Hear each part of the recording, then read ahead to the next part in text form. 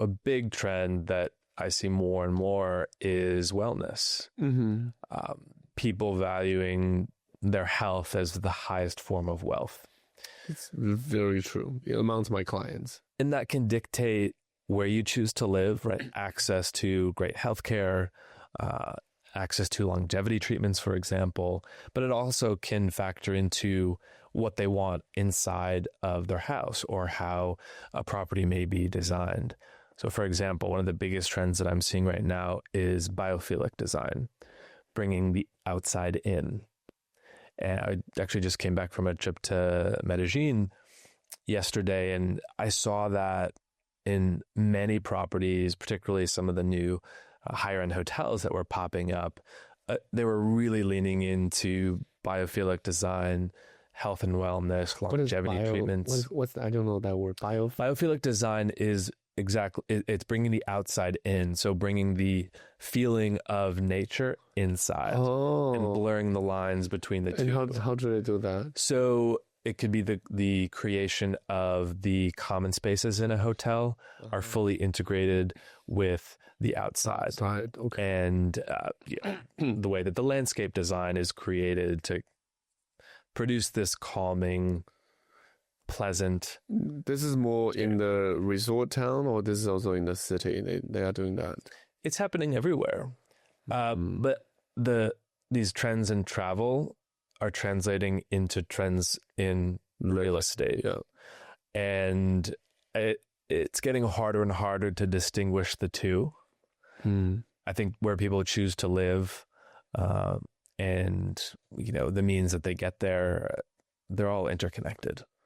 Yeah. So speaking of this wellness, a lot of my clients do go to wellness retreats, like a clinic in Switzerland for a week for like a detox program. And a lot of them are like really, really into biohack, that they sleep at super low temperature, and they have all different kind of machines that we need to purchase for them. And some wanted to join like Brian Johnson's I Never Die Summit or something. We get tickets for that. So yeah, they are really into longevity. Yeah.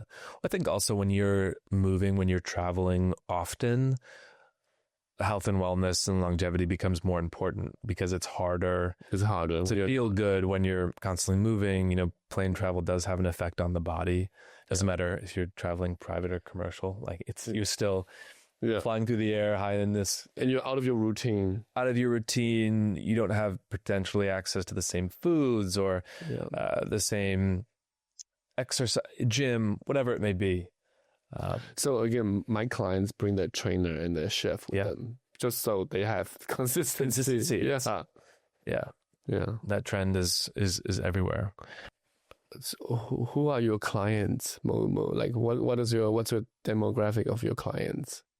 We share the same type of clients that you service, and that people are global citizens. They're mobile, discerning, discreet, and they know what they want. Where do they go?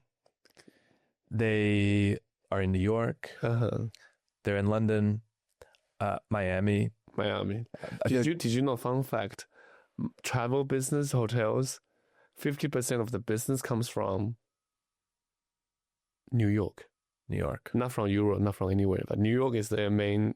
Yeah. So they have a sales team just for New York. Yeah.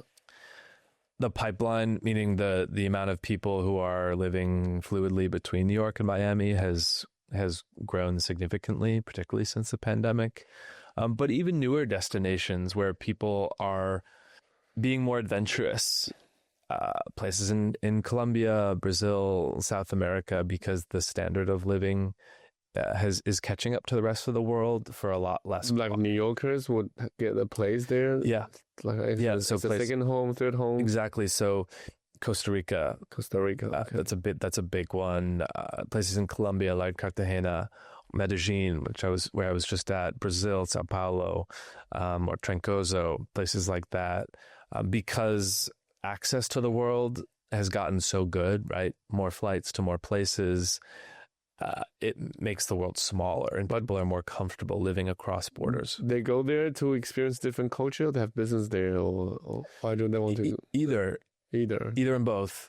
or family or families. Some people, they love New York, but they also want their kids to experience growing up outside of a city environment. And maybe that's more to them than just having a place in the Hudson Valley or the Hamptons. They want something totally different.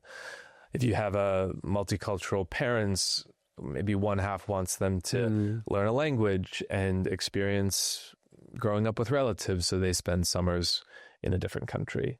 And maybe because of that, they also decide that they want to purchase a property there, something like that. So in general, I mean, I would sum it up to say that the world has become a lot smaller, and people have become a lot more comfortable living in multiple places across the world. Yes, more like a global citizen, more worldly. Yeah. And then why do people come to you for this, for properties? People work with us when they're looking for discretion and the combination of a data-driven approach with the understanding and nuance of the personal touch.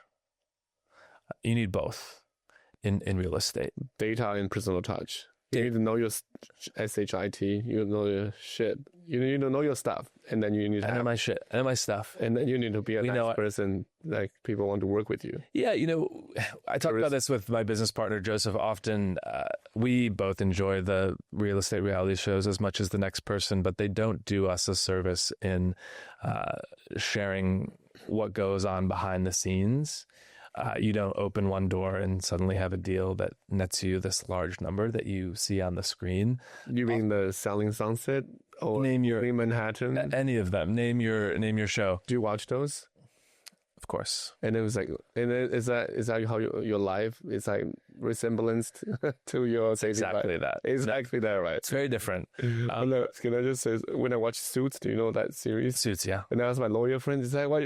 It's like, no, that's not exactly. Listen, what makes good TV and what's the reality in life is very different often, right? It's like we see relationships portrayed on TV and they look so exciting all the time, and then the reality of a relationship is that you're getting up in the morning, someone's not in a good mood. That's life, right? It's not like they see it in the movies.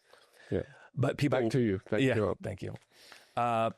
People work with us because we have a fantastic track record of serving clients with discretion and looking out for their best interests, even if that means those interests are at odds with our making money. That's so important. We believe really strongly in building long-term, meaning decades-long relationships. Yeah. And if it means we lose one deal today, we're more than happy because we know that means in the long term, someone will come back to us. And ultimately, we want to build long-term relationships, not just as someone's real estate brokers and advisors, but as lifestyle advisors. And that's one of the reasons why I think relationships with companies like Champ is so important, because we really see our roles as kind of an entry point into how to get the best out of life. So whether it's finding fantastic contractors in New York or somewhere else in the world to create a space that's uniquely theirs, or connecting them with the team at Champ to curate an amazing experience for them with their family. Whatever it is, that's really what we do every day. So real estate's a big part of it. That's typically the entry point into how people get to know us and work with us. But then long term, they stay with us because of the value that we bring to their life in many areas beyond real estate.